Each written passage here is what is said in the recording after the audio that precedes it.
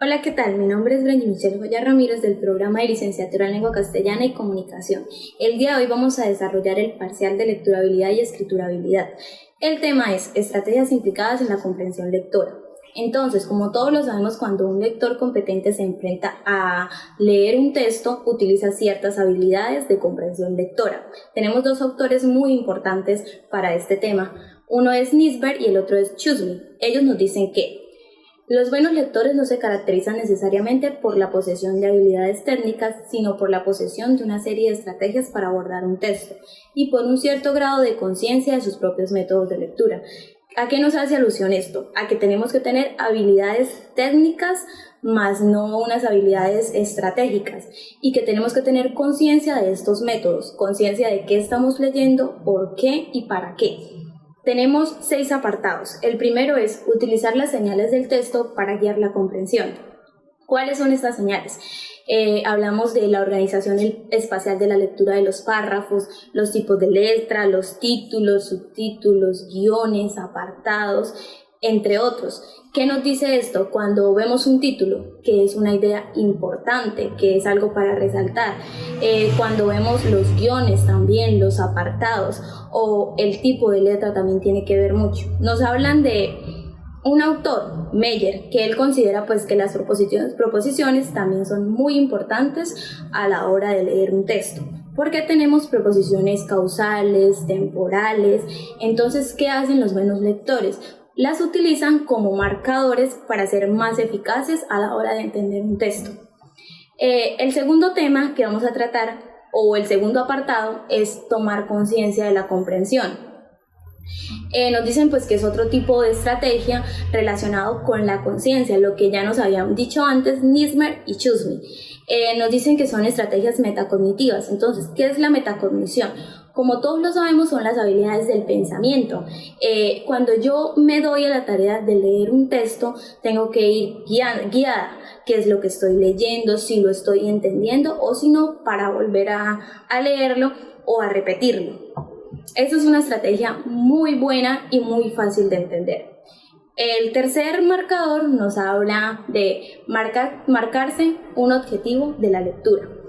Cuando yo me marco un objetivo en la lectura, me doy cuenta con qué finalidad estoy leyendo. También son estrategias metacognitivas porque son de la comprensión y de la conciencia. ¿Qué estoy leyendo? ¿Para qué estoy leyendo? También se hace una idea del tema tratado y comprende el significado del texto.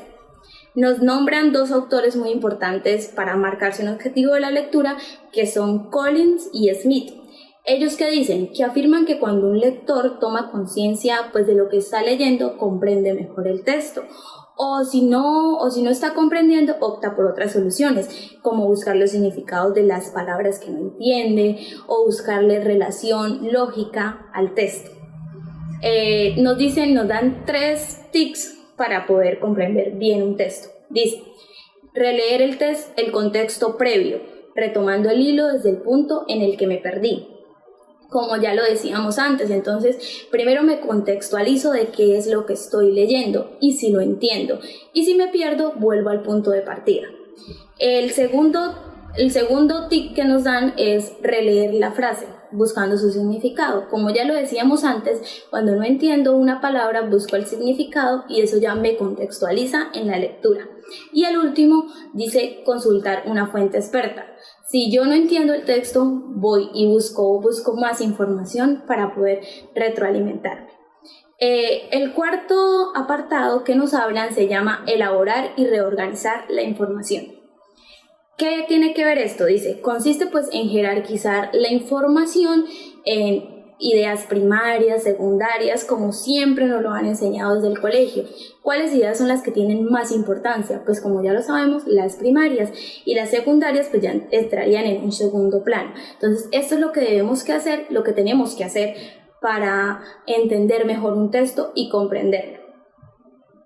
También nos dice pues que la estrategia se basa en relacionar el contenido del texto, relacionarlo con lecturas pasadas, el contexto, con todas estas ideas que nos da el texto. El quinto tema se llama centrar la atención y sintetizar. Aquí son pues las ideas de las estrategias de focalización. Son aquellas que permiten al lector centrar la atención en la lectura y superar las dificultades que se sumergen o que surgen debido a la longitud del texto. Sabemos que pues cuando un texto es muy extenso, a nosotros nos va a dar pereza, no lo vamos a entender o vamos a leer porque toca, más no porque queramos comprender qué dice el texto. Entonces, ¿qué tenemos que entender? Cómo hacernos una idea global del texto, leer la introducción para mirar qué nos quiere dar a entender el texto, o desde el mismo título el texto ya nos da a entender de qué se va a tratar en algunas ocasiones. Estrategias de integración. Nos dicen que permiten al lector unir las partes en un todo coherente. Pues como ya lo sabemos, es algo muy importante tener cohesión y coherencia. A medida que va avanzando en la lectura, el sujeto debe ir determinando los elementos que la componen hasta determinar el tema del texto.